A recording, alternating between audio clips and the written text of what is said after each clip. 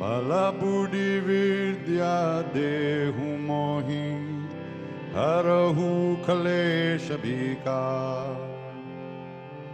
Bhajiloji Hanuman Bhajiloji Hanuman Bhajiloji Hanuman Bhajiloji Hanuman Jaya Hanuman Jnana Guna Saga Jaya Kapisha Tihun Loka Ujaga Ramaduta Tulita Baladhama Anjani Putra Pavana Sutanama Mahavira Bikram Bajarangi Kumati Nivara Sumati Kesangi Kanchanavarana Biraja Subesa Kanana Kundala Kunchita Kesha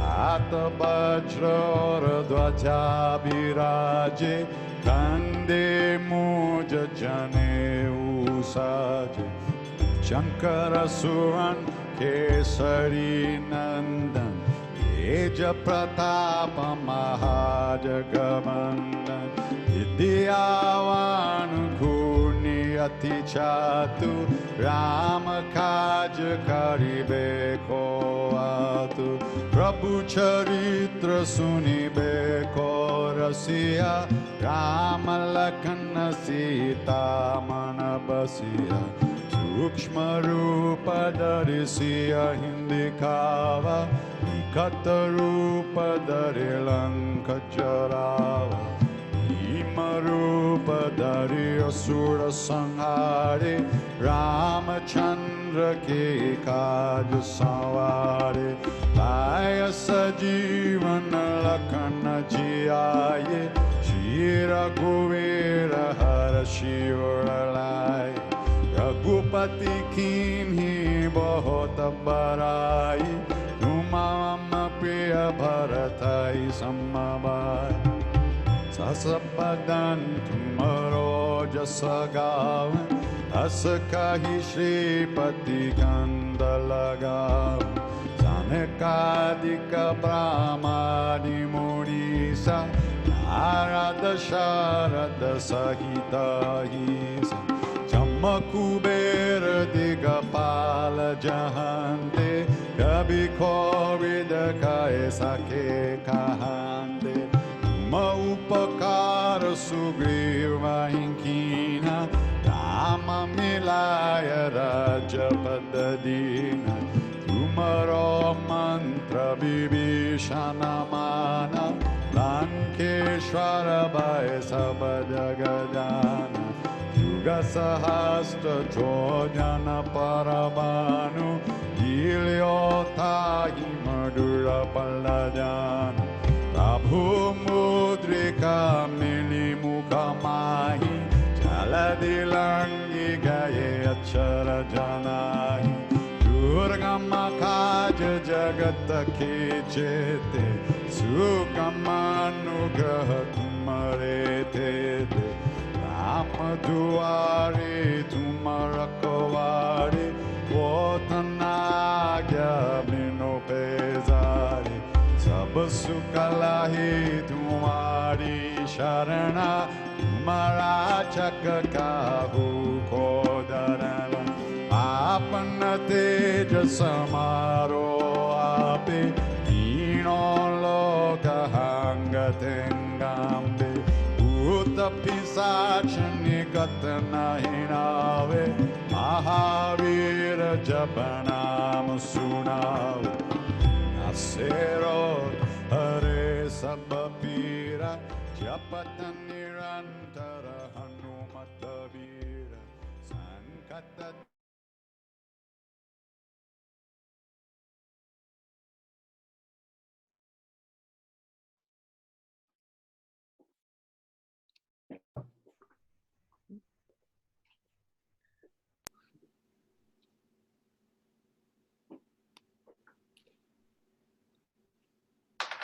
Hi, everybody. Welcome to the living room.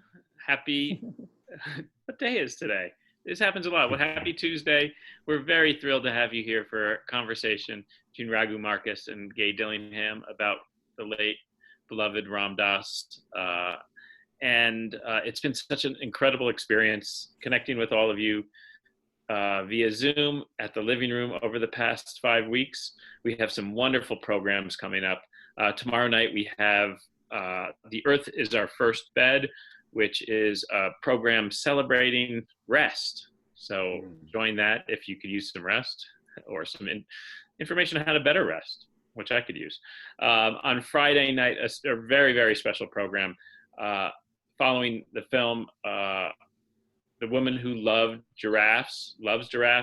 We have a conversation between the filmmaker Allison Reed and a legendary scientist, Anne Dagg, who is now 87 years old. So this is going to be a new experience for her Zooming. Anne was in Africa researching giraffes before Diane Fossey was in Africa researching gorillas. And she is a forgotten pioneer of conservation and wildlife biology. She'll be with us. The film is fantastic. Next Tuesday, a program of strange films, trick films from the early days of cinema through the 20s, surrealist films, strange animations, etc., all scored by the great Alley Orchestra, a silent film ensemble. We're going to have the founder of the ensemble, Ken Winokur, in conversation with Kirk Ellis. That's co-presented by the Santa Fe Independent Film Festival. So we're looking forward to seeing you back at the living room. But to the business at hand, we're very thrilled to have with us Gay Dillingham, who has been making award-winning films for more than 20 years. We're very lucky to have her here in Santa Fe. Most of you probably saw her most recent film, Dying to Know Ram Dass and Timothy Leary, which played for 12 or 14 years at the CCA, it seemed like, until everybody saw it at least 3 times. We were so grateful to have her here with us. And Raghu Marcus is the executive director of the Love, Serve, Remember Foundation, which he founded with Ram Dass, which preserves his teachings. He's also a legendary music producer, has had a very rich life, and in this moment of COVID, we're going to hear more about this, has been an important part of helping keep us all sane. So thank you both for being here. I just want to add one more thing. At the bottom of your screen, at the bottom of my screen, I don't know where your Q&A button is. There's a Q&A button. Click on that, type in your question, and we will ask Raghu and Gay to address your question. So again, thanks for being here. And Gay. Yes. Can I first thank you, Jason, and CCA for continuing to be our community campfire where we get to come together and talk about these important stories and films and think through the future and the past. So thank you for CCA and all the work you've done tirelessly. So as Ram Dass and Timothy said in my film, thank you for putting Raghu and I together to make love in public, because I love Raghu and all the ways in which he's continued to carry on his own wisdom, but really get Ram Dass's teachings into so many more generations and hearts. Happy to be here. Very happy. So Jason, do you want me to do a little intro on him, or are you going to do that? I think we can proceed. Okay, let's proceed. Raghu, would you mind just starting with, who is Ram Dass to you then and now? How, and has it changed? Well, it is interesting, since we've just watched Becoming Nobody, and I get asked a lot, what the hell is becoming nobody? And and here's my little story, and it answers your question, because that story began the first second I saw him, all the way to the last moment that I saw him just a couple of weeks before he left. So just quickly, the story is that I was a program director of a major rock and roll station in Montreal, Canada, Quebec. And I get a call one day from somebody wanting us to promote Ram Dass, doing a lecture at McGill University, the big school in Montreal. So I said, like, who's that? I mean, I knew about Eastern stuff, so I was being a little bit cute, but I really didn't know who Ram Dass was. And the fellow said, well, you know, Tim Leary and Richard Alpert. And I went, oh, I love them. I was a major head at the time. And I said, but, you know, I'm glad to help you out, but send over a previous talk of his so I can check it out. So they sent it over. I went into a studio in the back, and you know, I have the same story that pretty much anybody who listened to Ram Dass the first time has. Every word was like, oh God, right. It, Yeah. it was okay. I could be, oh my God, he was so honest. And then I believed everything, just his tone of voice, and it was surrounded by this liquidy kind of love thing. And I then got back to these people. I said, where is he? I've got to see him now.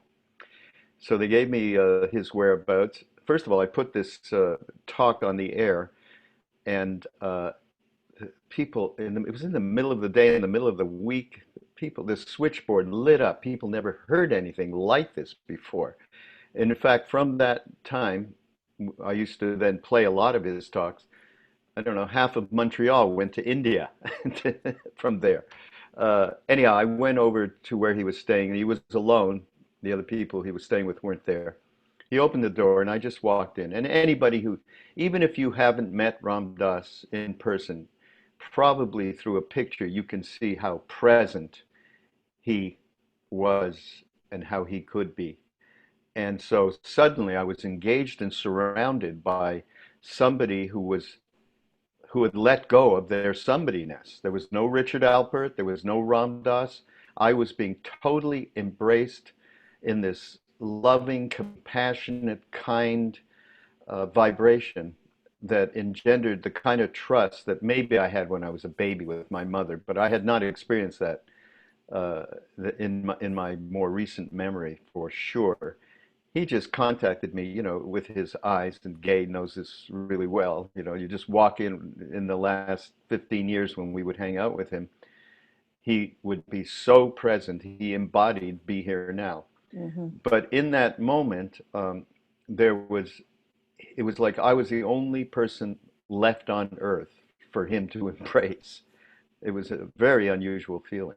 Hmm. And as a result, I, like maybe a year later, he went back to India, and I went back with him to meet his guru, because I thought, okay, even though he's not telling who it is, and he said I'm not allowed to talk about it, I pretty much grabbed him by the shirt and said, I gotta go. There was a few of us like that, like Krishna Das. Many of you probably know who Krishna Das is.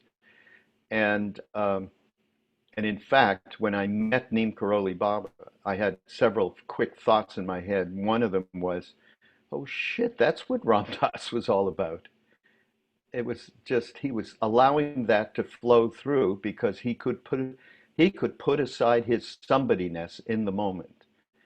And all the way, fast forward to the last minutes that I saw him, I went to say goodbye to him in his house in Maui after we had done a retreat.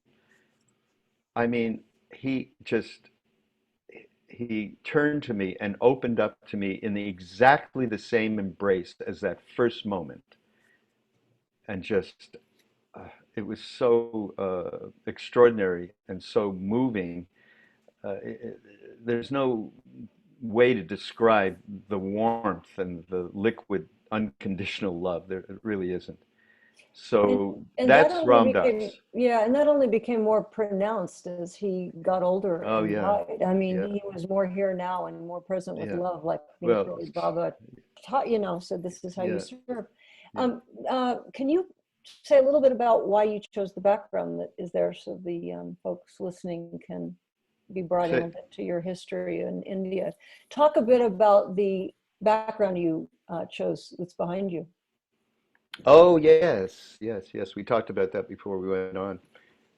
This range of mountains behind me, and particularly the one, I'm not sure how it looks on your screen, but on the far end that you see three tiers, is called Trishul, which is Shiva's trident. So this is the range. When we lived in India with Neem Karoli Baba, when I went back with Ram Dass, when he went back the second time, this is the range where if you went into any of the top of the hilltop, you would see this particular range. So it's like home base, you know. So I like to have this up, and it just absolutely connects me in a way. I mean, hopefully we can all go to India maybe again one day. I have been going back there every year pretty much since I was first there, and this is home base for me. Period. Yeah. I wanted to say, Gay, one other thing about Ram Dass when he so that incident that happened when I first met him was a powerful thing, and it engendered a kind of trust that I never had before, as I said. And and through his teaching career in those decades, you know, that's not something he embodied every second, obviously, uh, but he pointed to it, even if he wasn't embodying it by Hmm. virtue of his teachings. After the stroke, though, he absolutely was living that in a way that was so profound, and you know that as Yes, well. I second that. To Yeah, watch a human being really live unconditional love, like Maharaji taught him, yeah, it was real.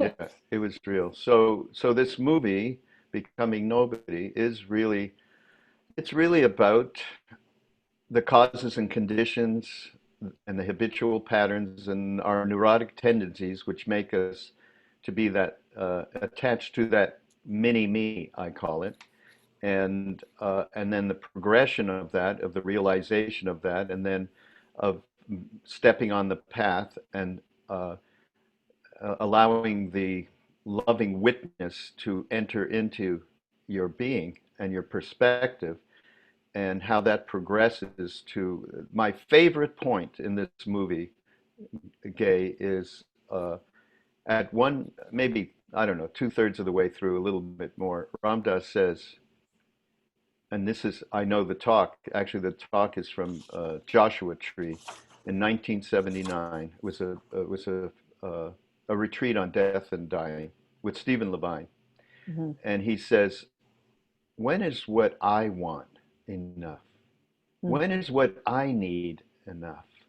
It's much more interesting to serve people. And that is kind of, to me, the key to what becoming nobody really Mhm. means. Because when you are thinking of other people, you stop thinking about yourself. The ultimate becoming nobody is a being like Neem Karoli Baba, who has left, who is no longer in any subject object condition, and is not in on this plane as a human to run through their karma. It's only here to serve other people. So that was a shining example of what nobody really is. Well, I would like to bring the film in because I mean, I was saying earlier, I've watched this film 4 or 5 times and I just like it more and more every time. And it feels like I get a visit with Ram Dass, and he truly hasn't gone, he's living inside of us. And um, a question came through the internet from Deborah Bolt. So I'd like to bring in the film and a question about the editing process. She says, what a beautiful, clear narrative thread runs through the film from what must have been hundreds of hours of footage of Artie's complex, lucid thoughts. How did the filmmaker do that? Tell us a little bit about the editing process. So I know how much footage there is of all of his teaching. How can you speak to that, Raghu? How about there's 10,000 titles in our cloud? Wow. I Which is mean, on the foundation website, ramdas.org, or the yeah, website are remembered. actually, actually, it is not all available. We are still going through and making it available, either through YouTube onto the site, whatever. Uh, so it was a process, and honestly, so Jamie Cato is the director, and he and I worked together, and he had certain subjects in mind, but he did not have an idea of this final edit in the beginning at all. In fact, a year later, we had to throw out everything that was going on and restart. Gay, you kind of know about that stuff, though. Uh, so it happened very organically that uh, the editor, Zach, he and his wife Karen came up with an idea about sourcing those the B-roll that we had, which shows you all of the 50s footage, with the baby, with, being trained, being examined, all of that crazy stuff that fit perfectly with Ram Dass's whole idea of identity and roles, Mm-hmm. and how, how that somebody gets created. So then it just took a natural progression because of his teachings. In those early days, I mean, there was this great stuff around the TV channels. We are Yeah. tuned to various TV channels, starting with, he didn't say it in the way of chakras, but first chakra, second chakra, survival, procreation, power, into the integrative part, and so on. And so it kind of followed that line as an organic event. And the most, I just was so fascinated because one day I do podcasts where I introduce Ram Dass talks on Be Here Now network. It's a podcast network. Uh, and one day, so I was preparing to do one of these podcasts, and to do that, I have to listen and make notes, and I contextualize what it's about, and through my own experience. And suddenly, I hear Ram Dass go, and this is before the title. This is before Becoming Nobody. He went, only nobody gets free. Oh, I was just, as you can imagine, I was like blown away. Actually, this T-shirt, which is, Ram Dass, somebody gave me, says at the bottom, only nobody gets free. It's my favorite Ram Dass thing around the film. So really, this is all, well, I mean, the same thing with Dying to Know. I mean, you started working on it and different pieces and parts fell in, while you were dreaming at night and thought, oh yeah, that's a good thing. I think so. It really is a divine process.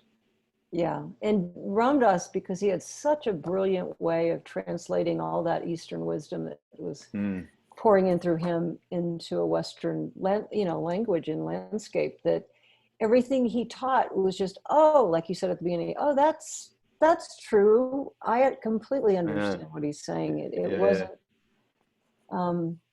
So I'm going to bring it a little bit back to Be Here Now. I mean, Ram Dass, even though it wasn't originally his line, it was Bhagwan Das who gave him the line every time he went into his Jewish neuroticism. He said, just be here now, early on in his life. And then he started practicing it. But the Be Here Now truly, ahead of its time for what is now our stay-at-home orders, quarantine in place, shelter in place. So we are being forced into I think through fierce grace, into a slowing down and a paying attention and a reset culturally, individually, collectively. And it's interesting that he was leaving this plane right as the virus was coming onto this earth. Yeah. And have you, tell us what the foundation you all are doing to continue this work so that people have a place to go to, still be with Ram Dass, and in these moments where a lot of us are at home and we are looking for real nourishment spiritually. So a little bit about Be Here Now and why it's such a timely message now for us. Well, in general, Ram Dass has everything he did was so relevant. I mean, we just, for instance, found these dialogues that he did with up at Lama from I don't know, the 70s with who's the guy who did it was around the Nixon time. He got thrown those papers that he put out. Oh God, I can't remember his name. Yeah, get it. Yeah. Pentagon Papers. Pentagon Papers. I've got his picture right here.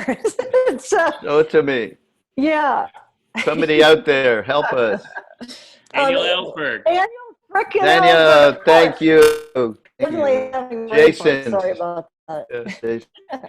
Anyhow, so it was a lot about you could exchange. They were talking about the possibility of nuclear annihilation and how to deal with anxiety and chaos and fear and all of it. You just had to put the coronavirus in there, pandemic, and take out the nuclear thing. It was extraordinary. I mean, it's so we are working on that to share that out there. There are so many things that Ram Dass talked about that are so extraordinarily relevant to our times. And weekend before last, we did a retreat with our mutual friend Mirabai Starr and Krishnadas and me and others. And it was a little. The reason we did it, it was going to be an in-person retreat in Ojai, where now Love Serve Remember is centered. And of course, that couldn't happen. So we decided, okay, this will be our first virtual retreat. And for me, this is the first major thing we've done without Ram Dass's physical presence. Um, and he used to zoom into these retreats that we would do in Ojai. And I thought, okay, well, I wonder what's going to happen here. And it was extraordinary. I mean, 40,000 people have, well, about 15,000 signed up and registered. And then following that, because we let it out for free, 40,000 people have viewed, one part of it or another. So it gave us, it substantiated Ram Dass's relevance now, not as something, an archival thing that has charm and, the way he spoke and his charisma and power, but its relevance to now is really extraordinary. But let me tell you about Be Here Now.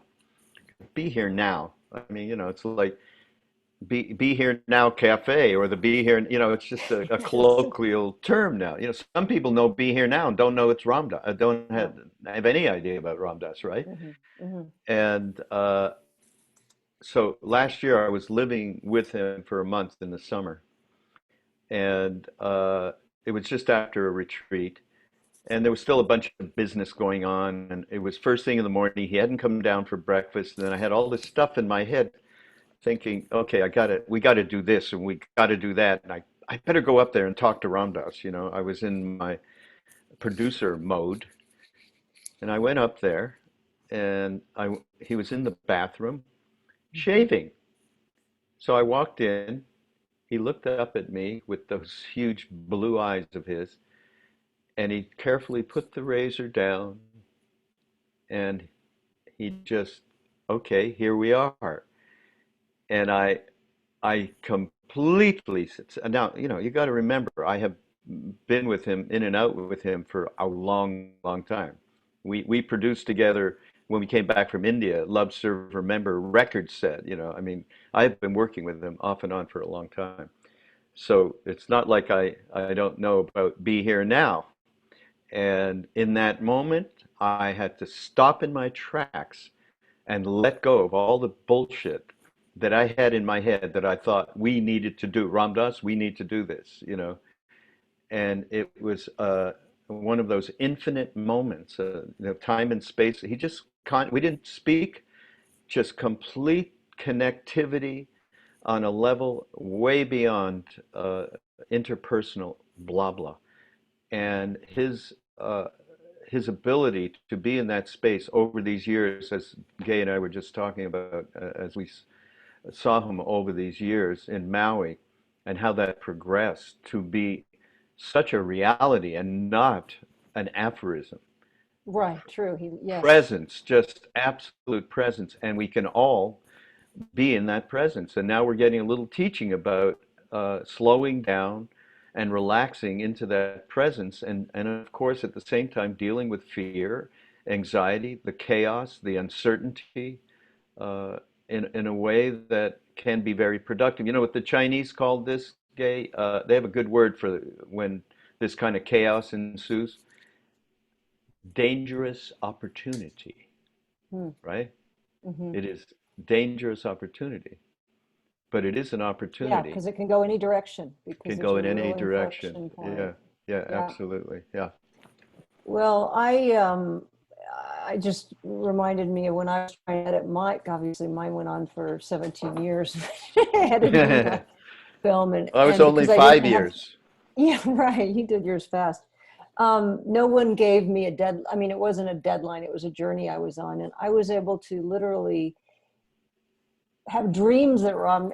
I felt like he helped me edit it, and there was a point where I was feeling guilty that I hadn't finished it, and I thought I would have to pass it to someone else to finish. And I then came to him and talked to him about that, and he went into his silence and looked up for a while, and then slowly came back to me, and he was in his wheelchair, and he says, "You'll finish it one day." So his sense of time, I laid my guilt out, which was, I haven't finished this film and I'm going to have to let someone else do it. And he says, but he believed it was mine to do. So I'd like to take a moment to take a break and do a film clip on the Be Here Now, since that's our subject topic right now. So Jason, do you have that to play?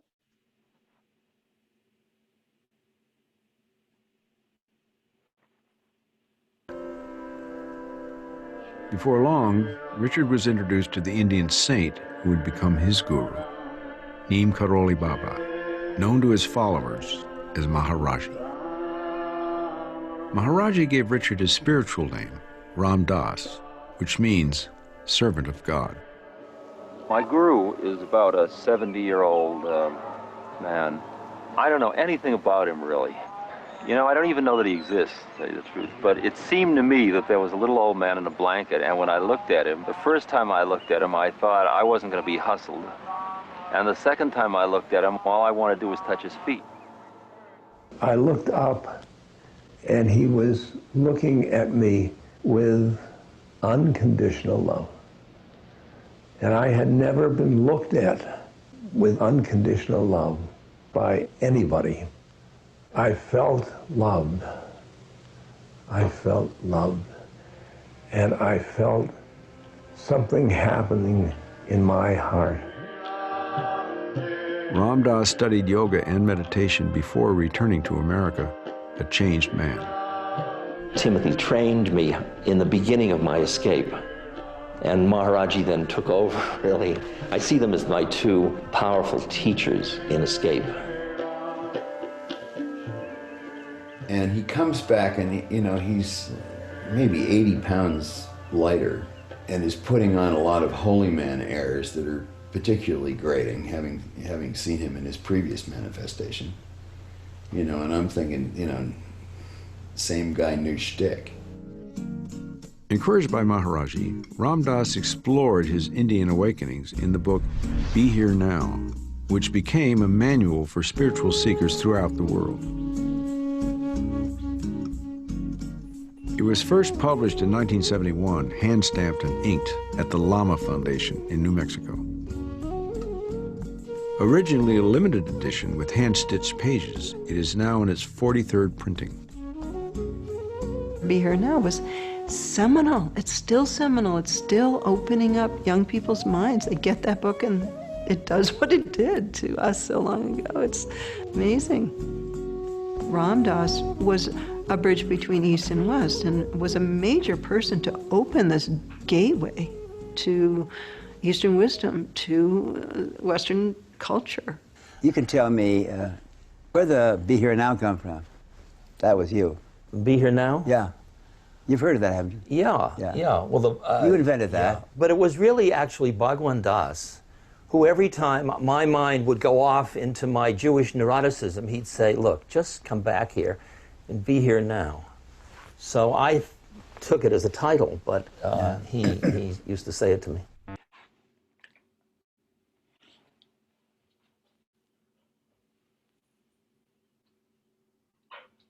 That was fun making that. Oh, I should start my video. That section of the film was that was from Dying to Know. That was a really fun section. And Raghu helped edit my film too. So, we've been in this together for a while.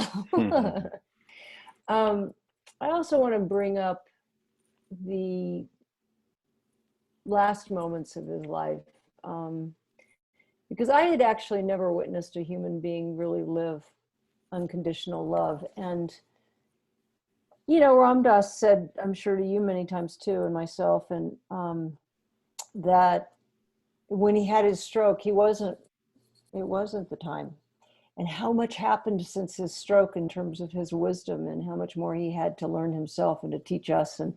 But that his death was as beautiful as any death I've ever been able to see. That letting go, that, you know, one of my dreams when I was in my process editing with him, we were in a raspberry patch together in this dream, and he looks at me and he has this raspberry that just drops into his hand, and he says, "That's a good death." He didn't have, it wasn't plucked, it wasn't pulled, it just dropped. And I feel that his death was such a gracious ripening and death that, you know, we don't all get those kind of deaths, but the way we live can help inform our death. And we'll show another clip later of some of his wisdom around dying. But I just wanted to give you, Raghu, the opportunity to speak a bit about his last moments and share with people things that maybe weren't in Dying to Know or weren't in Becoming Nobody, the film that everyone here on this Living Room series has just gotten to witness. Although it's true that his death was extremely graceful. I mean, for 15 years, though, that he was on Maui, I mean, that man went through a lot of painful body stuff. And the 2 years previous to when he passed, more, at least 3 or 4 times he came within a millimeter. So I would, and on the phone, I would call him. We'd talk all the time, and I'd say, "So, how you doing?" And he'd go, "Fine, I'm just fine." I said, "No, you're not. You're lying to me. What is really going on?" And then he'd start to say what was really going on, and I'd go, "Okay, that's it. I can't take any more than that." I mean, how he handled pain, discomfort, uh, and fear. You know, there's fear inside of pain if you allow your attention to go there. And he used to talk about it all the time. He would say, sometimes you know, pain is a big thing and it really grabs you. And I surround it with love. And I keep a sense of humor about my predicament. And so he worked on himself till the very end. It wasn't a magical thing, and it's not a magical thing for any of us. It's a matter of really practicing, and he practiced what he preached for sure. And so the last retreat that we did together, which was in December, he died maybe 2.5 weeks after that retreat, 3 weeks tops, I can't remember. No, it's a couple of weeks. At one point, I mean, he knew. I knew that he knew. And at one point, He told me as well through a dream. He sent me a postcard that said, "I'm not long for this world." And that's when I bought my ticket. So I got there the day before he died. I mean, he was good at that. Anyway, go ahead. Sorry. No. So at one point he was on, well, this is him, you know, and I have to say one thing I forgot to say about when we talked about becoming nobody and so on. I asked him, so Neem Karoli Baba Maharaji said, "Don't tell anybody about me. Don't talk about me in America, in the West." And of course, that's all he did, which is Be Here Now, basically, is based on that. And so I said to him recently, last year, I said, "So why are you talking about it? He told you not to talk. Why didn't you listen?" And so he said to me, "You know, I could not stop. How could I not share this jewel that I had?" And that impulse in Ram Dass to share all of those years and that initial sharing all the way up to the end, like one of the things that he used to do, as Gay well knows, at these retreats, there would be something called the mala ceremony, where he would give a mala to everybody with a string from Maharaji's blanket, and he'd hand it to each person. You're talking about 400 people. I mean, it used to take hours. One time he almost passed out, but he didn't care. And so, but he was so weak at this time. So we got together with him and he said, look, you cannot do this. You go on stage, you'll bless the malas, you go on stage, and Krishnadas will chant, and as people pass by, you'll just, bless them. So he said, okay. I said, you're agreeing, right? He said, yep. So next day comes and we're there and he's ready to go up on, I thought go up on stage, but he went to the place where he normally would give out these malas on the where the audience was. So I said, well, what are you doing? He said, well, I'm going to give out the malas now. I go, no, you agreed that you would go. And he looked at me like, that face, he's like a little kid. No, you're taking my candy away from me. He just wanted to give everything to his last breath, no matter what it meant for his body. It just was not irrelevant whatsoever. And spiritually stubborn. Yeah. Oh yeah. No. If he wanted to do something, it didn't matter. And then there's one beautiful sequence which we're actually putting out the video that we did of that whole retreat. And there's one beautiful part where suddenly he turns in his wheelchair and he just is saying goodbye to everybody. And you can see that it is a real goodbye in that moment. So his thing of sharing every breath from beginning to end is his legacy, period, above everything, above his wisdom and his teachings. And it's just that compulsion to do that, his caring, kindness, and compulsion to do that.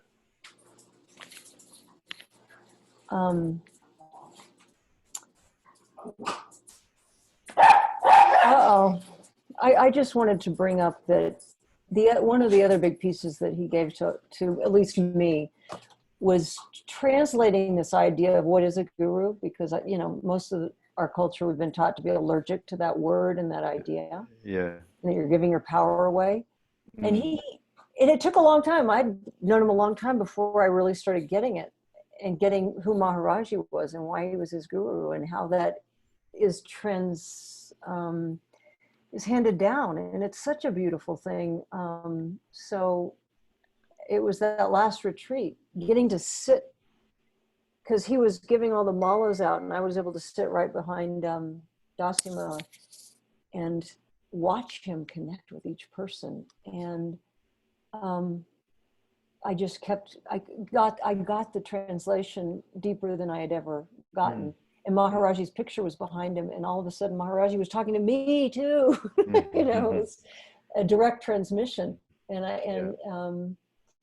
So becoming nobody is almost the best of all his it's the best of all his teachings. And for those of you who have gotten to see it and you're in this living room series right now, please tell others to see it. It's you will be grateful that you shared it.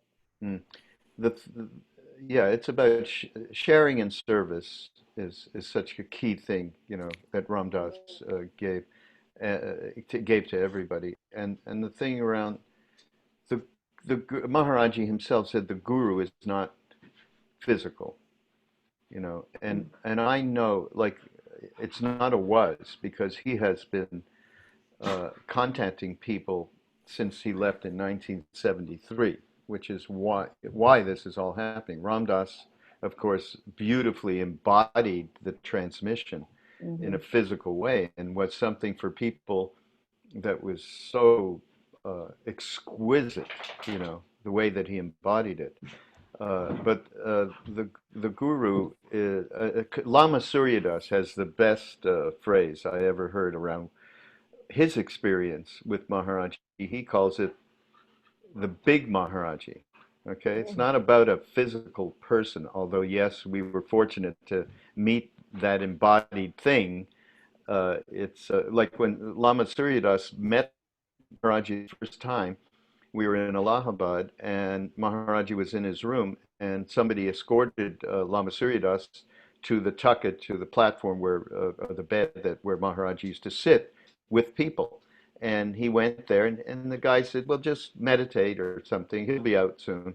And so he had full on darshan of what that thing is, right? Which is ineffable, that thing that is our connection to the divine, right? And then they brought him in to see Neem Karoli Baba, in the physical. And he couldn't believe the juxtaposition of the experience that he had just had with divine presence. And suddenly he couldn't fathom it, and so he came up with this term, I met the big Maharaji. And we actually have a book coming out, Foundation's going to be putting out, of people's experiences following his passing in 1973. And these stories are no more or less than our stories of being in the physical presence. So, Wow. so yeah, this is not about, this is about something bigger than an individual. The same like with a Buddha, that kind of a thing. So Ram Dass's ability to express and translate that is extraordinary, in a way that, in the end, of course, he used to say, everybody has a guru. If you don't know yours, I'll lend you mine. That's great. Well, on that note, I just remembered this was very strong for me, and I'm still digesting it. But it was about 24, 48 hours before he died, and I had this dream. I was already on Maui, but I hadn't seen him, and I was grieving his death. He had just died in my dream, and I was grieving that kind of inside-out, cellular, real deep grieving in the dream. And then I walked outside on this kind of solitary road, down a road, and this bus comes up, like a school bus, hippie bus. And sure enough, it stops, and Ram Dass is driving it. I don't know if anybody else is on it. I just see him. And he opens the door, and he just embraces me. Because I'd just been grieving because he had been gone. But in fact, here he was embracing me and giving me all this love. And then he asks me a question, which was, where are you going? And I said, anywhere. And that's what surprised me in the dream, because it was another level of understanding what he'd been trying to teach, which was, it doesn't really matter where you are. You can be anywhere so long as you're being here now and being present and being love. And it's just, he continues to be present and teach us through, whether it's meditation, in our meditation. A lot comes in my dream state, obviously. I keep bringing it up. Yeah, that's great. The gifts keep coming, and just being able to watch this film again.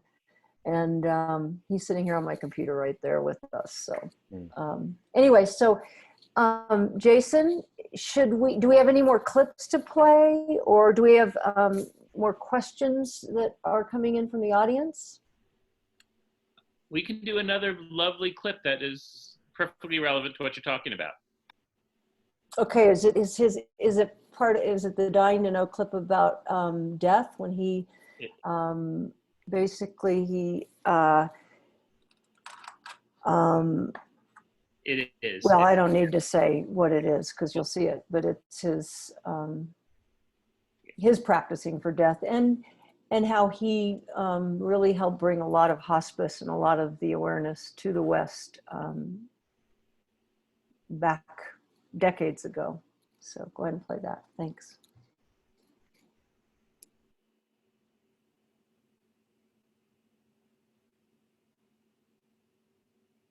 So many people die clinging to the past and also worried about the future. I think this is the moment. That's what I got, is this moment. And one of these moments, I'll be dead.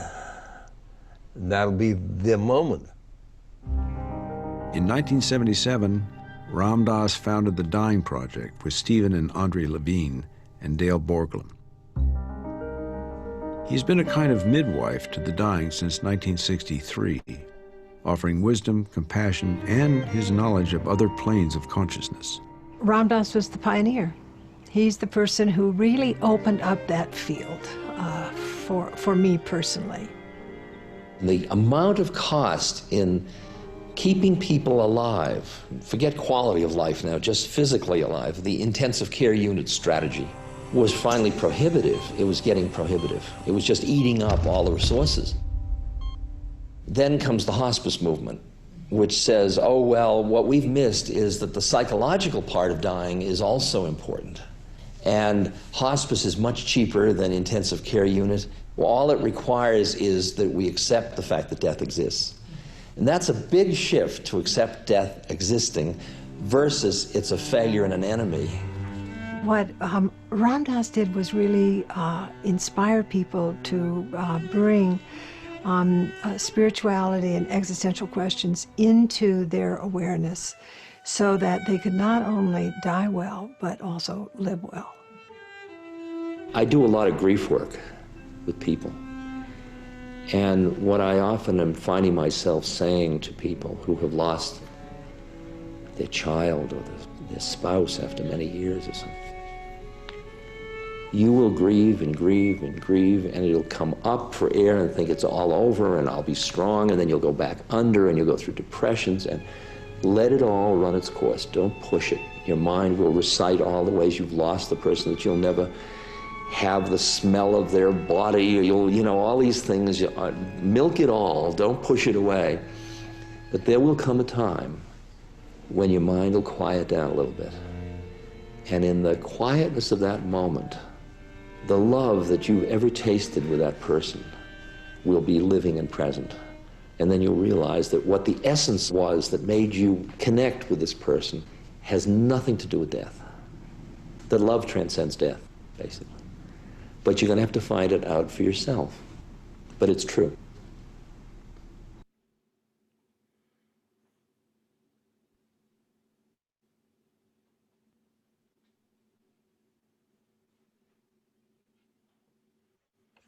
Oh, sorry, I'm crying. Love that picture, boy, at the end there with you and him. How lucky are all of us that we got to know him. Wow. So do you want to give us a little guidance about how the Becoming Nobody, how do people see it? It's how is it available? Is it, I know, through your website, but No, not through the website. No. No. It's available in all the places that you can download. It is available through the web store as a DVD. It is available as a rental on Amazon and all of those platforms. And it is now available on Gaia TV, just now, a week ago. It is now available. You have to get a subscription to Gaia TV, and they give you a lot of great things, offers, and so on, and you can stream it through there.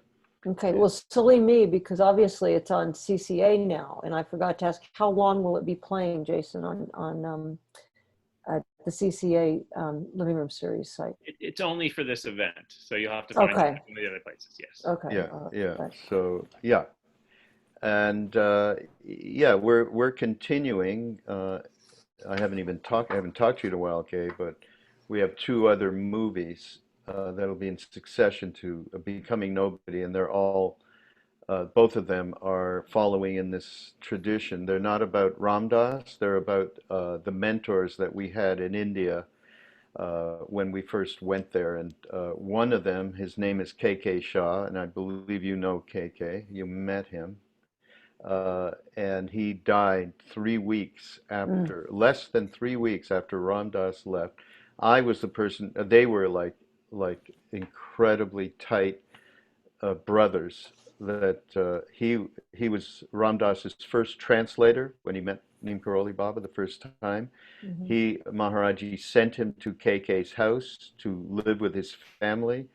and that bond went on for their entire lives. And KK, he used to come to America, fairly often, especially in the last years in Maui. And I had the unfortunate responsibility to call him, KK, and say Ram Dass just left. And he just said, he was just stunned. He said, well, I'm not going to live. I'm not going to stay here. And he left 3 weeks later, which I'm still cannot believe, So fortunately, we have tremendous footage. We got so much from him about what true family love that India represents is, and what surrender really means. So that he said, you have no idea you think surrender is giving up your money and your house to a teacher or something. It had nothing to do with that. I mean, he really faith, and we got so much for him, and so we're going to share it through a film. Great. In the near future. So we are continuing. We have a massive library. We continue to do retreats. We have so many wonderful close friends of Ram Dass and us, Jack Cornfield and Sharon Salzberg and Joseph Goldstein, and a podcast network that continues to offer all of these wonderful teachings, and through podcasts and through thought leaders and so on. So Ram Dass really set us up to be able to continue. Well, I want to thank you for being so diligent in getting Ram Dass in cyberspace, and then now all these other teachers, so that it will continue to go on.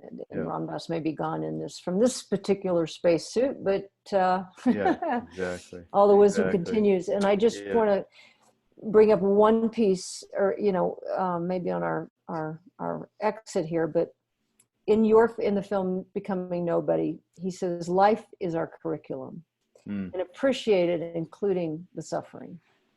And you're right. I'm glad you brought up that his death was not a cakewalk, because he had a lot of pain, and he called pain his fierce adversary. They're going to work it out. And so life's the curriculum, including the suffering. And he also said, and death is absolutely safe. Yeah. He actually, his what he called spook friend said that.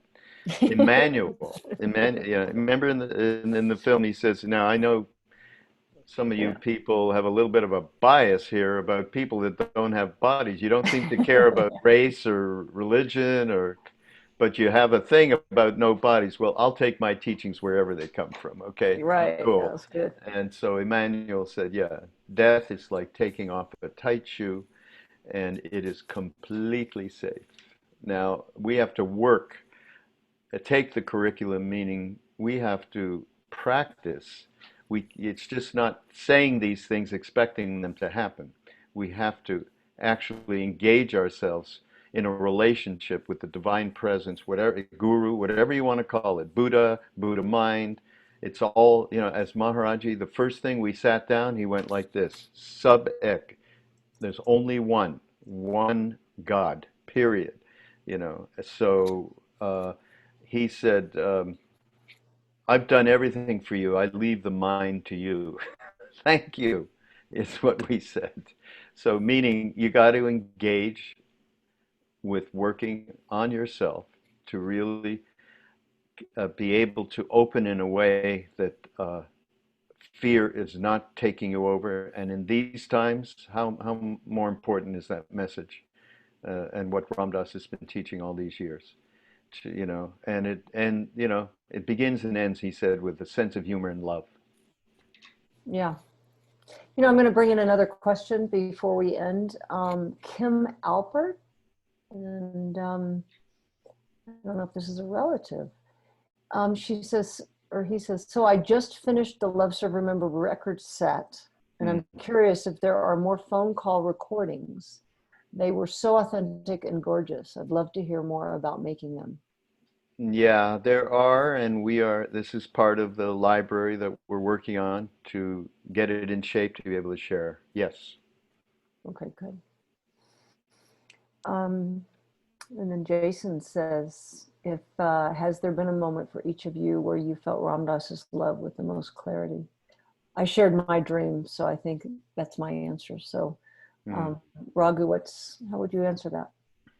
Well, in the work that I do, he's with me every day, because every incoming request or attempt on somebody wanting information or help, now I can't call up Ram Dass and go, okay, what do we do? How should we respond to this?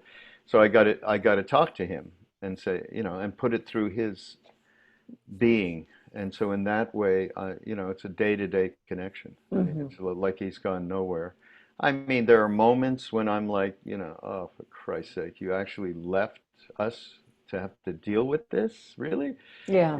Kind of a thing, just normal human stuff. But he is so present in everything that we do, and particularly everything I do, because I have to respond to people. So I have to put myself through his head and heart more than anything.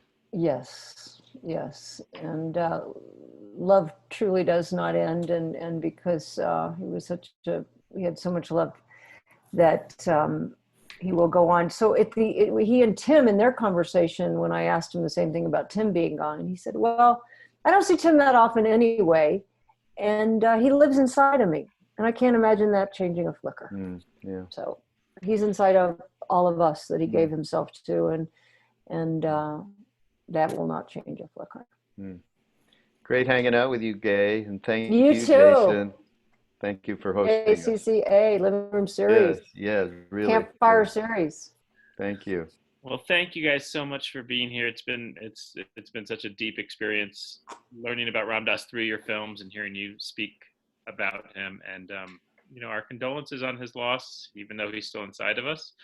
And I know, Raghu, you've been in this moment. His teachings have brought a lot of solace to a lot of people. I think you said you had 4,000 people at the last session that you ran online. No, 40,000. 40,000.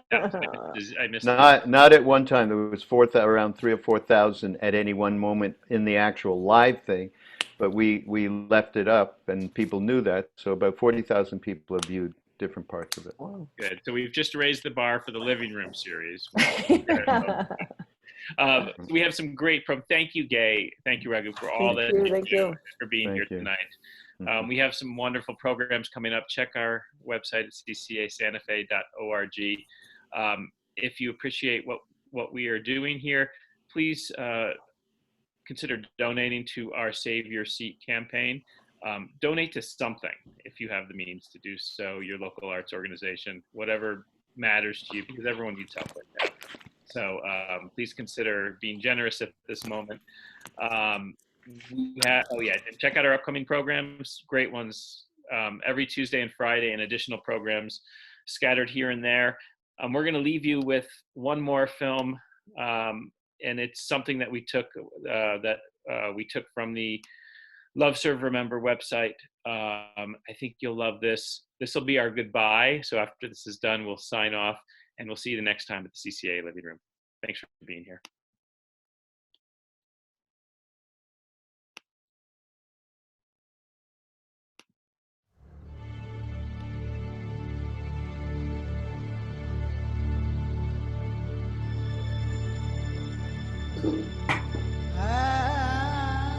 It takes us a long time, many of us longer than others, to come up out of the darkness of our feelings of unworthiness, of unlovableness, of allowing that liquidity to happen, of feeling safe to be in the presence of love.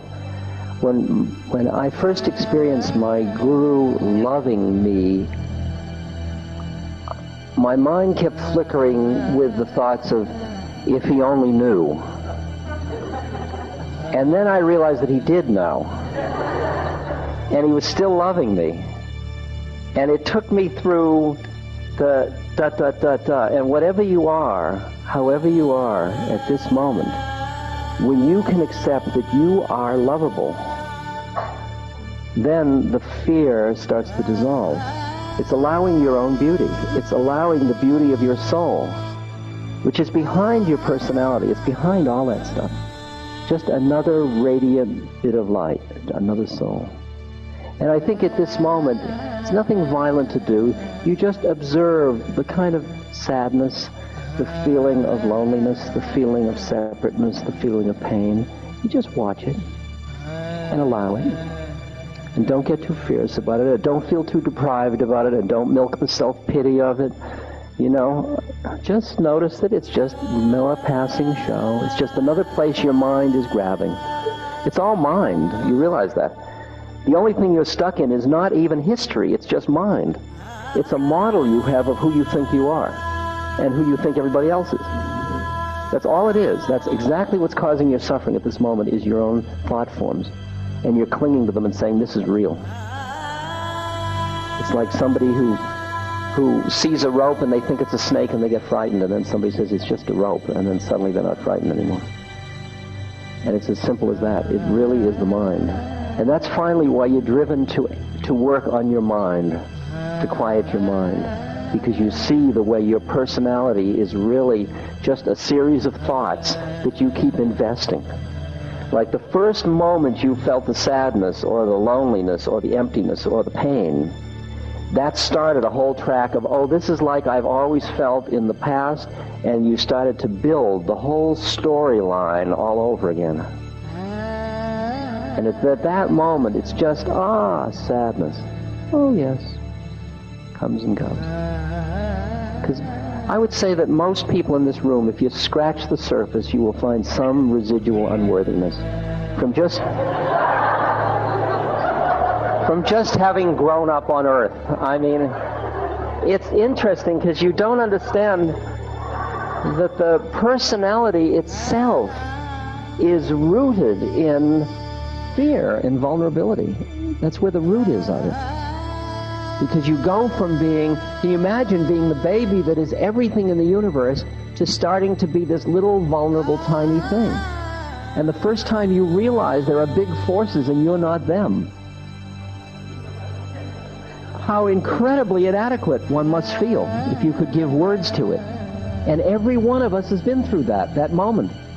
And for most of us, it's buried so deeply, we can never get hold of it.